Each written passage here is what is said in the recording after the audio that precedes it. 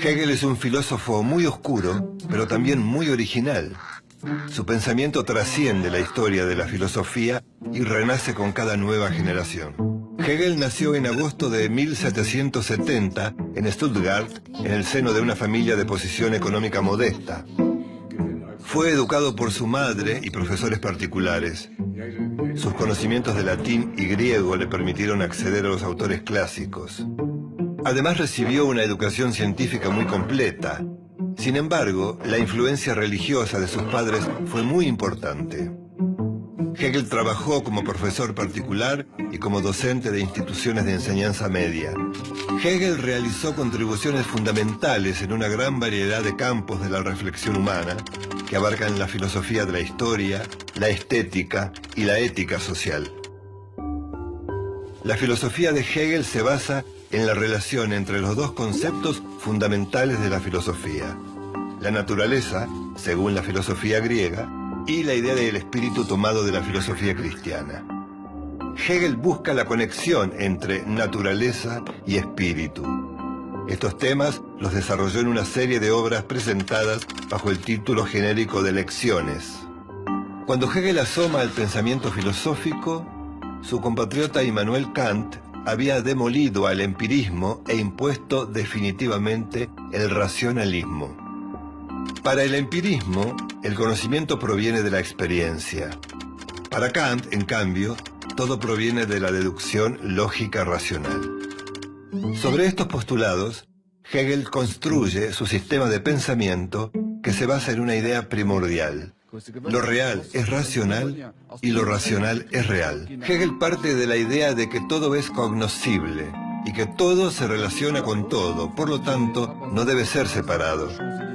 Esta idea de lo absoluto queda expresada en su cita: la verdad es la totalidad.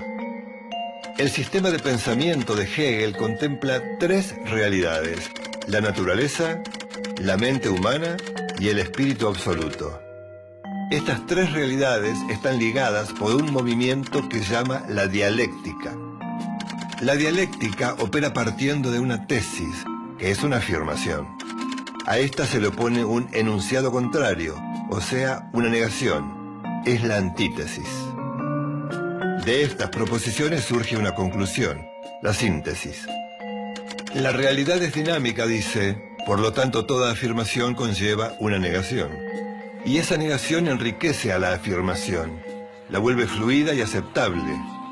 La negación no significa una mera oposición. Es el principio de contradicción que permite arribar a una síntesis. Por ejemplo, si queremos definir el ser, tenemos que pensar también en el no ser. En el sistema de Hegel, el ser objetivo se opone a su antítesis, el ser subjetivo. La síntesis es la unidad de ambos postulados. Cuando aborda lo que llama la filosofía del espíritu, Hegel usa su sistema dialéctico de esta forma: la tesis es el espíritu subjetivo, es decir, el funcionamiento interno de la mente humana. La antítesis es el espíritu objetivo, es decir, la mente encarnada en las instituciones sociales y políticas. La síntesis es lo que llama espíritu absoluto, que se expresa en el arte, la religión y la filosofía. Esta idea de interconexión entre el individuo, tesis, la sociedad, antítesis, y el arte y la religión, síntesis, tuvieron mucha influencia en la historia moderna. ¿Qué es el marxismo? También conocido como materialismo histórico, es una corriente filosófica e ideológica planteada por su mayor exponente, Carlos Marx, quien fue un filósofo de origen alemán. Por un tiempo fue maestro y periodista. Sin embargo, por sus ideas políticas, tuvo que dejar de hacerlo, huyendo de Alemania para vivir en París.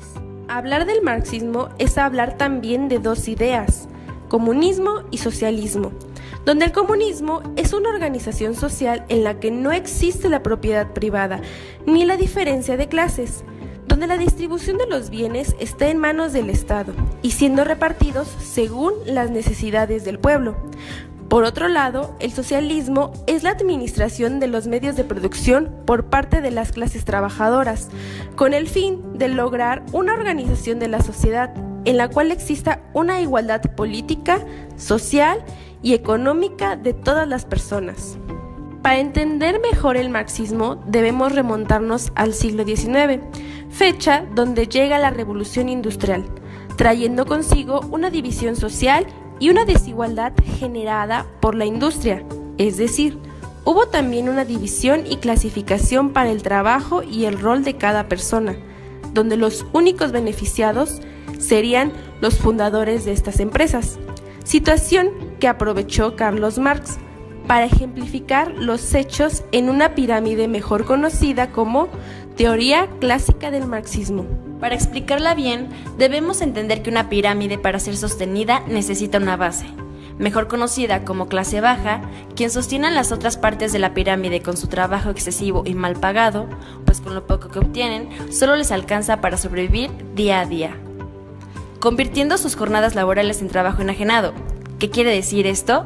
Bueno, el empleado vende su trabajo por una cantidad mínima, construyendo riquezas que jamás le pertenecerán, y al estar tan enfrascados por tratar de sobrevivir, no ven más allá de su realidad, lo cual lleva a una lucha constante para llegar al siguiente nivel de la pirámide. La clase media, parecida a la clase baja por sostener a otros únicamente por tener un poco más de privilegios y una idea equívoca de libertad, es el nivel que se encuentra más equilibrado en la pirámide, ya que no son ni pobres ni ricos, lo que nos lleva a la cúspide de la pirámide o último nivel, donde se encuentra la menor parte de la sociedad y donde pocos pueden llegar a estar. Se alimentan del trabajo de la clase media y baja, quienes les otorgan el poder y la influencia para ser controlados, y este pequeño pero poderoso sector de la población es conocido como clase alta o burguesía. Básicamente, esto es lo que nos explica Carlos Marx en su teoría clásica de lucha de clases, ya que él buscaba quitar la propiedad privada y el trabajo enajenado, así como la libertad y derechos de los trabajadores, con la utopía de encaminar a las poblaciones a las dos primeras palabritas que vimos. ¿Las recuerdan? Así es, comunismo y socialismo. Ahora bien, en el siglo XXI no le llamamos burguesía a los más poderosos. Ahora, gracias a todos los avances en política y economía, se le considera como clase dominante o élite, encargada de generar estrategias como el consumismo para que la clase media, ahora llamada pensante, no se rebele, ya que tienen la posibilidad de crear una revolución, la cual genera un cambio incluso a nivel de derrocar a la clase dominante.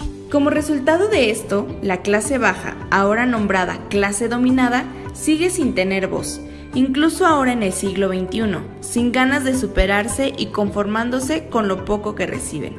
Juntas estas tres, la clase dominante, la clase pensante y la clase dominada forman lo que ahora es la teoría político-económico, que no hubiera surgido sin las bases marxistas.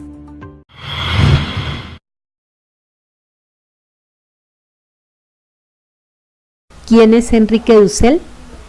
Es un escritor y filósofo argentino-mexicano, fundador Filosofía de la Liberación. Nació el 24 de diciembre de 1934 en el pueblo de La Paz, Mendoza, Argentina.